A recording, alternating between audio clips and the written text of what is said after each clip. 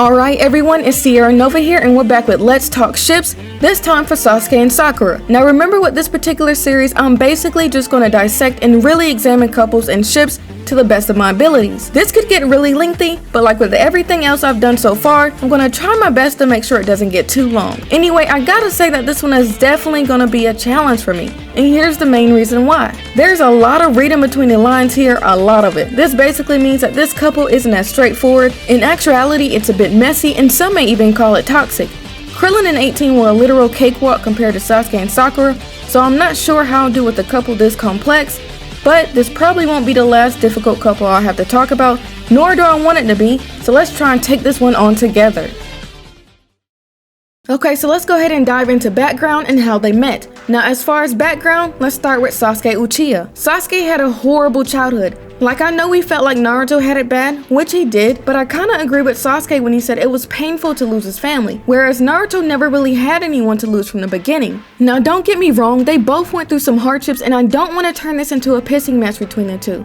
The truth of the matter is that they both had a crappy hand. Sasuke went from wanting his older brother's attention to wanting to wipe him off the face of this world, and that's pretty wild when you think about it. Now, Sasuke had a pretty normal life up until he was about 7 years old, and we saw that Sasuke wanted nothing more than to spend time with his older brother. Now, his older brother was Itachi, and Itachi was pretty much the golden child. And I really think that this was the reason their father was pushing Sasuke a bit hard. He seemed to have high expectations of Sasuke and didn't seem to like it too much when Sasuke wasn't quite up to par. Take for example Sasuke trying to do a fireball jutsu, a trademark jutsu within the Uchiha clan. And let's be honest here, Itachi is a hard standard to live up to. Anyway, I think it's pretty fair to say that Sasuke was very traumatized about that whole ordeal, and I mean, who wouldn't be? You have an older sibling that you admire, and your parents and everyone you know are slain by them. There's no telling what Sasuke was feeling, but this would mark his long journey of revenge. Sasuke Uchiha wanted answers, and it was something that was going to bother him for the rest of his life if he didn't get to the bottom of it. I can honestly see why he would be so consumed by it.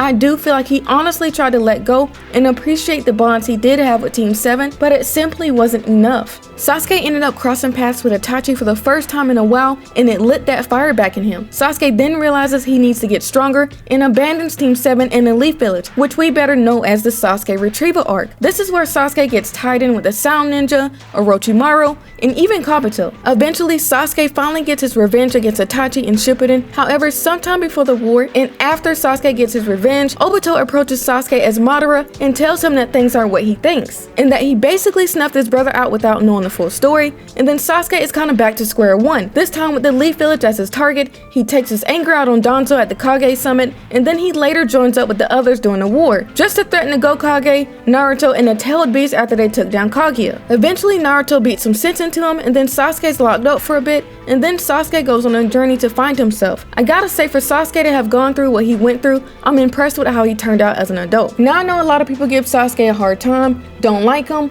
or think that he's emo or that he overreacted, but he really did go through a lot, and that's fact. Sasuke really seems to be at peace with himself, and he doesn't seem uptight anymore. He genuinely seems happy, and I'm happy for him. In Boruto, Sasuke is pretty much supporting Naruto from the shadows however he can, and he even has a family, so Sasuke is doing well. Okay, so let's get into Sakura's background. Unlike Sasuke and Naruto, her teammates, Sakura had a really normal childhood. At the most, she was bullied by her classmates for her forehead. And I'm not saying that's not a bad thing, it's just that unfortunately, bullying is kind of normalized. It's expected because kids are such precious creatures, but they can also be mean at times. Anyway, besides the bullying, Sakura was fairly blessed to have both her parents, because that really seemed like a rarity in Naruto. Take Gaara, Naruto, Kakashi, and so many others for example, and also remember the time period that they were coming up in. The 5 great nations were definitely not united at that time. In fact, they were experiencing a lot of war, and at one point we saw this through Itachi's eyes and his generation. Then we also had others like Yahiko, Konan, and Nagato from the Rain Village. Their village was trampled on over and over again because of war. They also didn't have their parents. And also in the Mist Village, kids were literally slaughtering each other to win the tuning exams. All in all, things were pretty dark, and that can probably be a separate Naruto video altogether. Anyway, Sakura was very blessed, not to mention she had someone like Ino on her side to protect her and encourage her to grow into herself. Ino helped Sakura find her confidence. Unfortunately, Sakura ended up fangirling for Sasuke pretty hard, much like every other girl in the class. She even grew her hair out to try and get his attention. But here's the thing that set Sakura out from all the other girls that wanted to have Sasuke's Uchiha babies when they grew up. she got put on the same squad as him. Now there was a strategy behind the formation of this team, and I think the third Hokage was behind it. Now we all knew that Naruto was the worst student in his class, so obviously he would benefit from Sakura's intelligence, and he would benefit from Sasuke's proficiency with ninjutsu. Sakura in return would benefit from her more battle-capable teammates, while Sasuke would benefit from being forced to work with others. Now Kakashi comes into play because of his Uchiha eyes, and he's basically there to keep an eye on Naruto and the Nine-Tailed Jinchuriki. And in the anime, his job is to help Sasuke cope with life after the Uchiha downfall, as well as help him develop his Sharingan. Anyway, back to Sakura, the rest is pretty much straightforward from there. Sakura kinda gets overlooked and underutilized, she's left behind by the guys, and in a commendable attempt to get stronger and realizing her own shortcomings, Sakura seeks out training from Lady Tsunade, the 5th Hokage. Despite how powerful Sakura becomes, she is still kinda put on the back burner and can't escape her doomed fate, thanks to how she was written. However, her real story begins in Boruto. Sakura does work in a hospital as a top medical ninja. In addition, Sakura even opened up a mental health clinic to assist young children whenever needed. Not to mention she helps Suna advance their medical units further.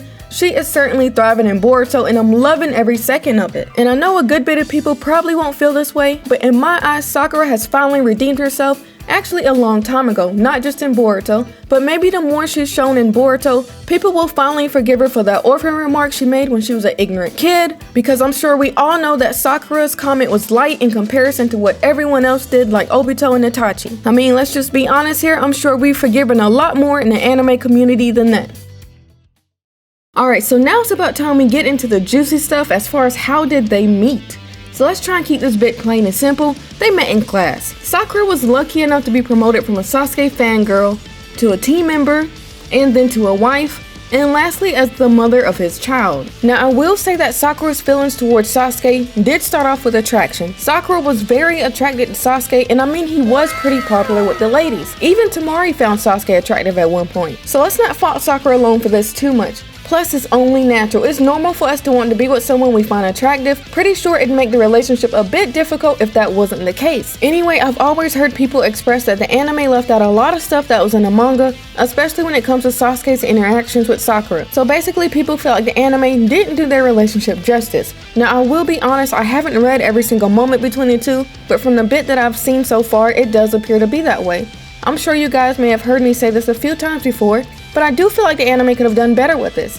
I said the same thing about Naruto and Hinata, and I definitely say the same thing for Sasuke and Sakura. In addition, I will also admit that maybe Sakura's feelings weren't that strong for Sasuke at first, but I'd like to think that since she got the opportunity to be on the same team as him, as well as get to know him for him, I think it's pretty fair to say that Sakura's feelings are true. I mean, I feel like it kinda has to be if you're still able to love someone like Sasuke. Sasuke went through a pretty dark phase in his life, and who knows, maybe that's why Sasuke chose her to be his wife. Maybe that's something Sasuke realized. I mean, it's not like Sasuke is dumb, far from it. Plus, I'd like to think of Sasuke as a more extreme Vegeta, and one thing we got to realize is that there are some people that love in small ways or gestures. Not everyone loves in the same way, or maybe there are some people out there that truly don't know how to love or show that they love another individual, which is sad, but true. And so this is where that reading between the lines come in. But one thing I will say is that Sasuke did care about Sakura and Naruto. I stand by that completely. I think people see and understand this with Naruto, but not so much with Sakura, and I'm not sure why. But if Sasuke never cared about Sakura, we wouldn't have the moments of him making sure Sakura is alright,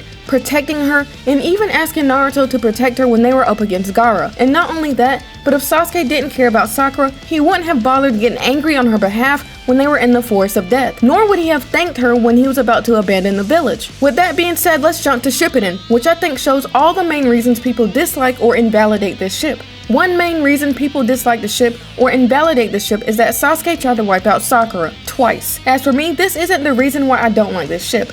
I simply feel like Naruto and Sakura were the better choices, and they had plenty of development, more than Naruto and Hinata, and more than Sasuke and Sakura. I mean, think about it. The way Sakura viewed Naruto slowly evolved, and I really like that build up and that potential that they could have had. Anyway, that's besides the point. The point is that everyone loves to say that Sasuke tried to snuff out Sakura and use that as an excuse, but I don't buy that because he literally tried to wipe out everyone, not just Sakura. This includes Naruto, Kakashi, Sakura, and probably many others, and I gotta say, what makes you think that Sasuke would have excluded anyone else from that? This is the same person that raided the 5 Kage Summit and went went up against the Raikage, and this is also the same person that threatened to wipe out the Gokage during the tail end of the war for the sake of his revolution. Another moment I think is used against Sasuke and Sakura is when he put her in that genjutsu and then told Kakashi he had no reason to be loved by her. So as far as the genjutsu, Sasuke said he didn't want Sakura interfering, and she probably would've.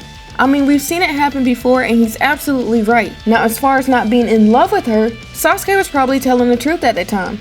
Love was the furthest thing on his mind, as well as being a normal shinobi for the gist of the series, and I get that. So maybe after Sasuke found himself, settled what he needed to settle, he was more open to the idea of love, because we can't forget that Sasuke himself did say he wanted to restore his clan, so it's not like it's complete BS. In addition, let's consider 3 main things that can be used to support Sasuke and Sakura regardless. 1.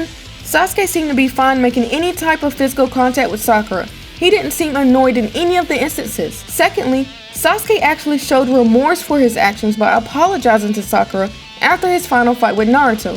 Sasuke really didn't have to do that, but he did it anyway, and that should have meaning. Lastly, let's not forget that he poked her forehead. We all know what that means to him, and Sakura is the first person we ever see him do that to. This was right after he was released, and Sakura asked to join Sasuke on his journey.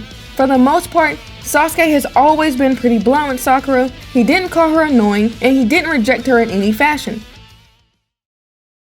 So let's get to the verdict and conclusion of this couple. It's definitely not perfect. Far from it. And I can definitely see why people wouldn't support it, just as much as I can see why people would support it. That's kind of why I said that this ship would be a bit complex. I mean, if this stuff happened in real life, obviously it'd be a completely different story. Thankfully, this is just anime and we're not talking about an actual real life couple.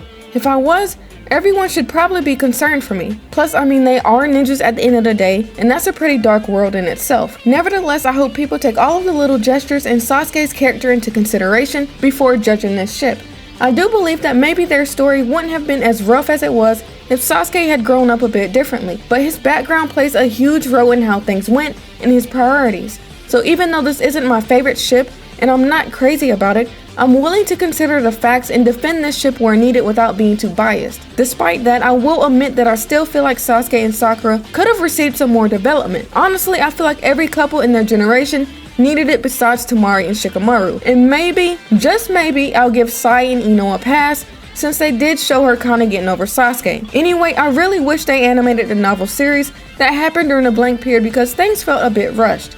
I think it would have added a little more support and approval towards the ship if maybe they animated the novels that happened during the blank period. Or honestly, if they just simply extended the blank period in the anime instead of giving us Boruto so soon. I think it would have done wonders if they used that arc to focus on the characters themselves, their relationships, and their love interest and feelings. In conclusion, I think this is an okay ship. Not the best, not the most perfect one, simply okay. This is kind of a need a little more work type of thing. But they made it, and those heartfelt moments in Boruto have to count for something, right? Anyway, thanks for tuning in. Sierra Nova is out. I've done enough rambling.